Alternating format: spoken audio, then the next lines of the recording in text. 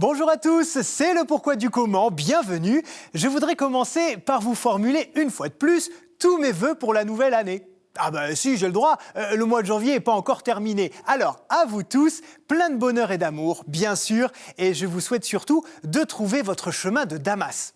Oui, votre voie, un sens à votre vie, à vos actions, quoi. Ah, trouver son chemin de Damas. Voilà une expression qu'on n'utilise plus beaucoup aujourd'hui, c'est vrai, mais qui est l'héritage d'un épisode particulièrement intéressant de la Bible qui concerne l'apôtre Paul. Et ça tombe bien parce que le 25 janvier, on célèbre la conversion de Saint Paul, comme par hasard.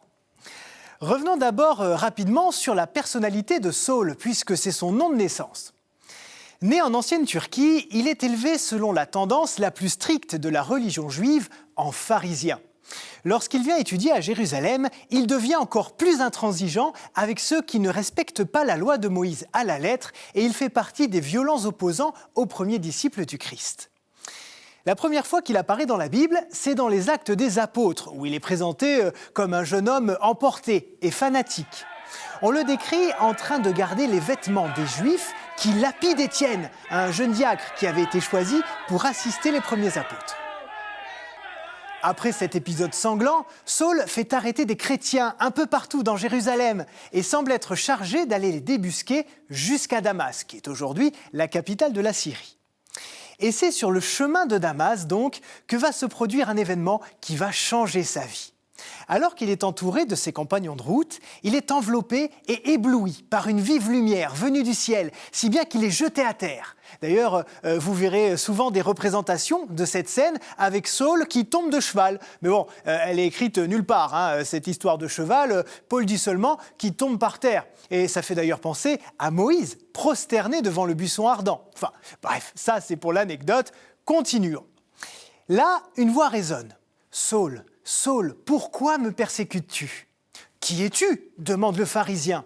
« Je suis Jésus, répond la voix, celui que tu persécutes. » Saul est évidemment abasourdi par cette apparition et demande au Christ ce qu'il doit faire. « Relève-toi et va à Damas, lui dit le Messie, et là on te dira tout ce que tu dois faire. » Saul se remet sur ses pieds, groggy, fébrile, sidéré, et il a beau ouvrir les yeux en grand, il ne voit plus rien. La lumière l'a rendu aveugle et il faut le tenir par la main pour l'amener à destination. À Damas, justement, Jésus demande à un de ses disciples de trouver Saul, de le guérir et de lui donner le baptême. Il s'exécute et aussitôt le pharisien voit de nouveau. Bon, alors là, forcément, entre Jésus qui lui apparaît à lui personnellement et un chrétien qui lui rend la vue puis le baptise dans la foulée, là, il n'y a plus de doute pour Saul, la vérité, c'est le Christ. Et c'est à partir de là que Saul, l'excessif, l'intransigeant qui se perdait dans la violence et la haine, devient Paul, un homme choisi par Dieu pour accomplir de grandes choses. Précisons néanmoins qu'il y a 3 versions différentes de l'histoire de Paul. Elles racontent toute la même intervention de Jésus, mais avec des détails un peu différents. Par exemple, dans une version, il devient aveugle et dans l'autre, des écailles lui tombent des yeux. Dans un récit, les compagnons de Paul voient la lumière du Christ mais n'entendent pas la voix, et dans un autre, c'est le contraire. Enfin, entre nous, on s'en fiche un peu, l'important, c'est le sens de tout ça. En fait, la conversion de Paul, c'est une conversion à l'amour, tout simplement. Et voilà pourquoi on utilise l'expression « trouver son chemin de Damas » pour évoquer quelqu'un qui a trouvé sa voie, souvent en faisant des choix différents de sa vie d'avant. Tout comme Paul, celui qui trouve son chemin de Damas se dirige aussi dans la bonne direction et fait le bien autour de lui. Ça y est, c'est la fin de cette émission. Merci d'être toujours plus nombreux à notre rendez-vous. Et puis je vous dis à la semaine prochaine. Au revoir.